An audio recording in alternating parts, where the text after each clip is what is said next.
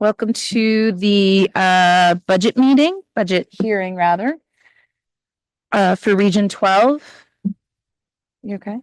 Oh, I thought you said something to me, Nicole. Does he need to call? I know, I'm not quite there yet, Alex. He doesn't need to call attendance. Justin, 'cause I don't see it on here. That's what I'm asking. Oh, well, just.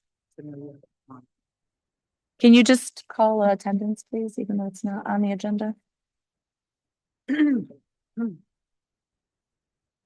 Sorry. Exactly.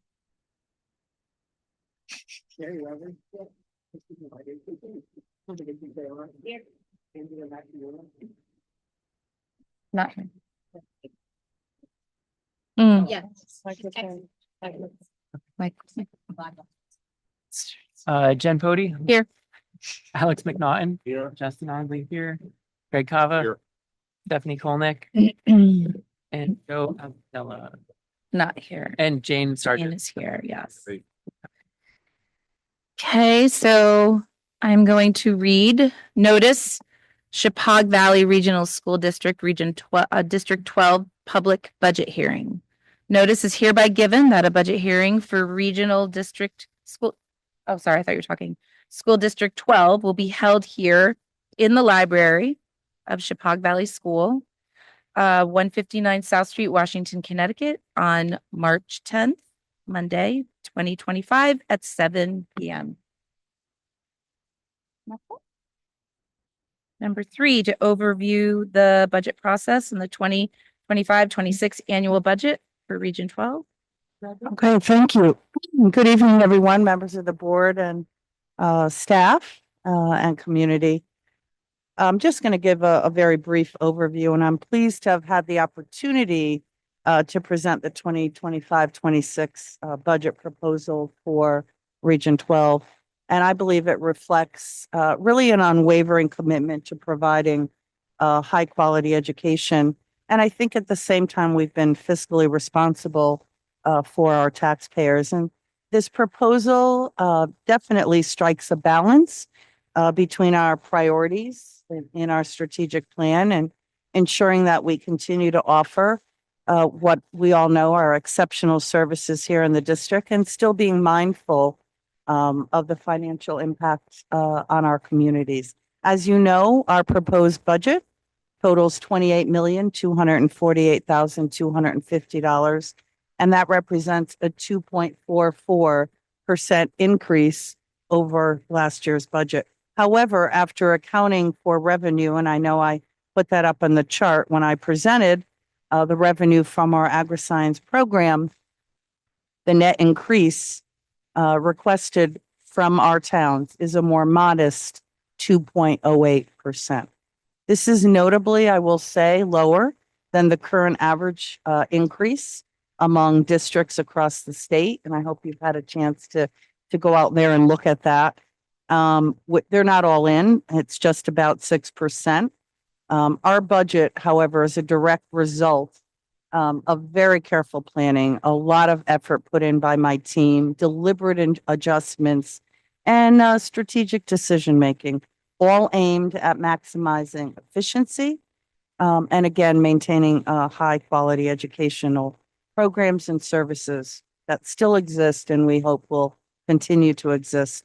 If you recall from the budget, after the requests were in, I was also able to reduce $163,000 based on a review, as I outlined, of past spending, or even in areas where we could make small adjustments without any impact on teaching and learning students or programs.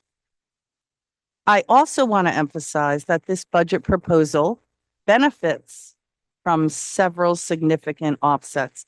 I think I called it the stars aligning when I presented, because we were able to capitalize on reductions in classified pension contributions.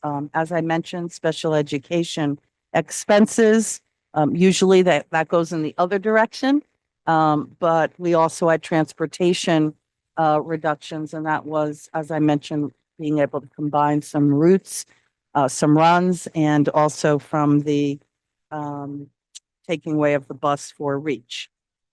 Additionally, efficiencies, we had in network management and the payment, as Nicole smiles every time we say this, of the AgriScience bond anticipation note for AgriScience. And that contributed, think about that, to a total offset of our budget of $848,275.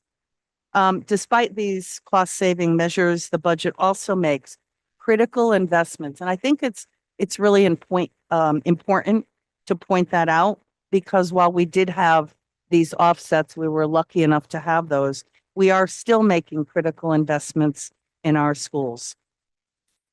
We remain focused on sustaining and enhancing the level of education we provide with a continued commitment to teaching and learning, staffing, and technology. Some key additions to the budget include the hiring, as I mentioned, of the .4, or the hopeful hire of the .4 special education teacher, a paraprofessional, an interventionist, which already exists in one of our elementary schools, a .2 planetarium coordinator, again, which already exists as we were able to find resources this year, as well as additional hours for some security at Chapag in the evenings and for events. Again, all aimed at ensuring our schools meet the diverse needs of our students. As well, a new social worker will also, we believe, provide valuable support to all of our students and families, connecting them with essential resources and I believe fostering real positive academic and social emotional outcomes for our students. Most districts do have a social worker, and as I think you heard from Don Shells, and when I made my presentation, very distinct roles between and among social workers, school psychologists, and regular school counselors. In a time when so many families face significant challenges, the social worker, this role will be important in becoming the liaison between families and schools, as well as building partnerships and finding those community resources to develop what we hope will be a comprehensive support system. We're also investing, as you know, in vital upgrades to our facilities and technology. You saw we presented some roof repairing, energy saving LED lights, needed cameras in areas of some of those buildings, and necessary improvements to maintain our safe, welcoming, and very productive learning environments. We, of course, will continue to invest in technology. I talked about updating devices in our classrooms. We showcased the request for iMacs and iPad devices for our younger students, iMacs for high school instruction in art and TV production and in music, and of course, the annual cycle for updating Chromebooks. And this occurs for second grade, sixth grade, and again in ninth grade. In addition, we've worked diligently to ensure the budget supports our long-term vision for Region 12. We finally have a strategic plan in place. I know the staff is really excited about that because there is a very clear vision, and those priorities are centered on fostering powerful learning experiences, and this requires ongoing investments in professional development and relevant programs. You heard staff at one of our early meetings present new courses that will take place at the high school, including things like forensics and some of those English electives that align far better with relevant college and career readiness. And these, for the most part, require small budgetary costs, such as curriculum writing or even some textbooks for those courses. But these investments will help the district, I believe, we all believe, achieve its goal of continuous improvement and ensure that we remain a school district of choice for families, including those families, I want to point out, who select our region outside of their own home districts. We have that with 75 tuition in families currently, and they are a part of our culture.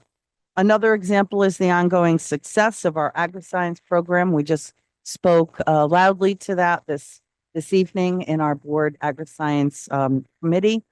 And it continues to attract students from neighboring communities. It further strengthens the district and highlights the relevant and innovative career pathways we want to provide our learners. We shared the enrollment and the additional FTE we added for plant science without burdening the budget. We were able to do that this year with the director teaching point 4. And the revenue in agri-science is the reason we can lower our budget to the towns to the existing 2.08%. Ultimately, though, this budget is a reflection of our collective efforts to build a sustainable, high-performing school district. We already outlined the distinctions our schools have received from both the state and recognition in U.S. News and World Report.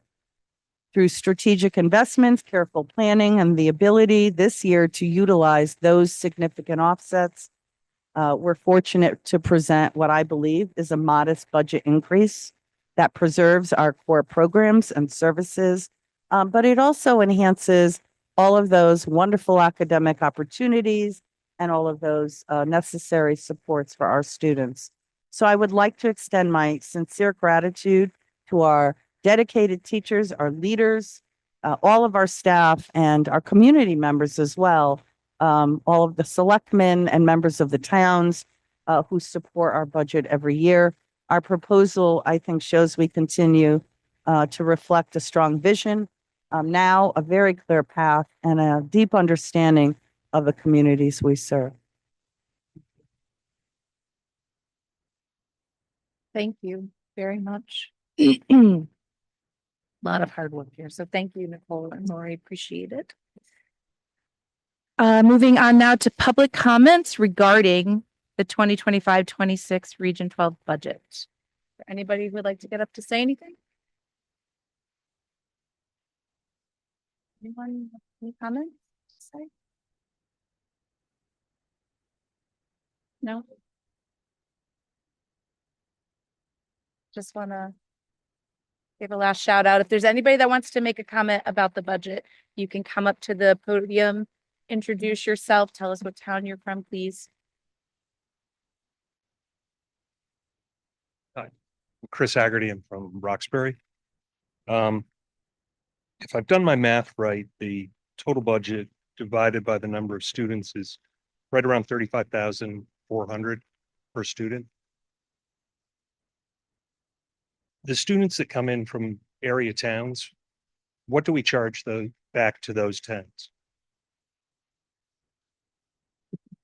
I'm very sorry, but when we ask people for public comment, it's not a back and forth with questions. It's if you have a statement that you want to say, we're happy to hear you, but we don't participate in an active conversation. I'm Okay. sorry about that.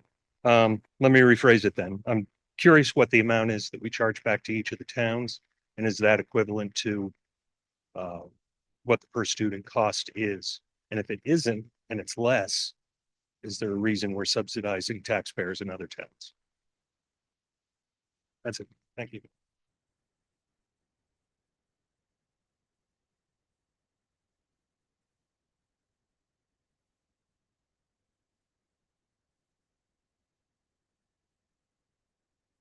Is there anybody else that would like to get up and speak? Public comment? Going one? Okay. Cool.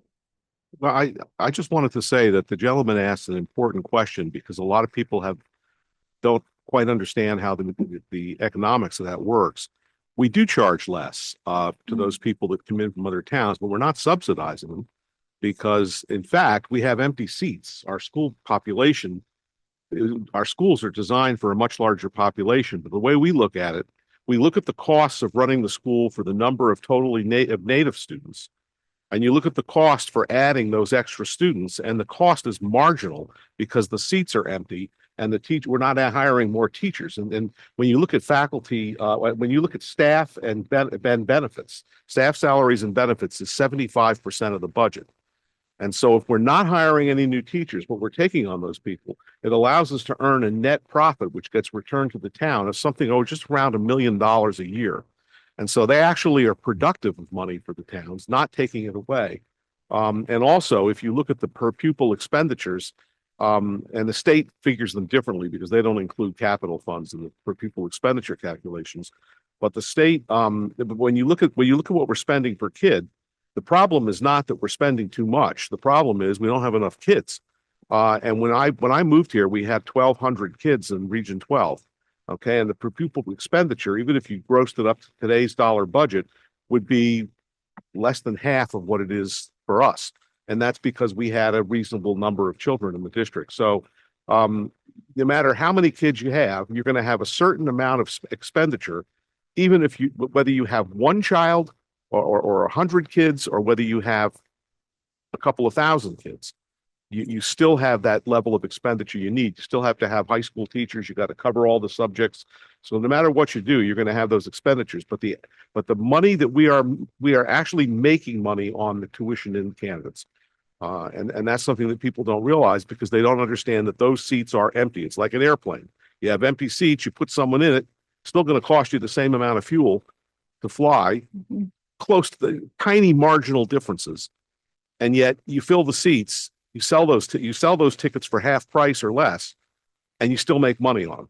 You do better than you would if the plane went with 30 empty seats. And that's really sort of where we are. And I just wanted to make sure that we had that discussion. If I'm wrong on that, Lori and Nicole, please tell me. No. But that's the way I understood, and that's the reason why we do it. It's a net positive. Thank you. I'm sorry for the long-winded. Any other public comments at this point?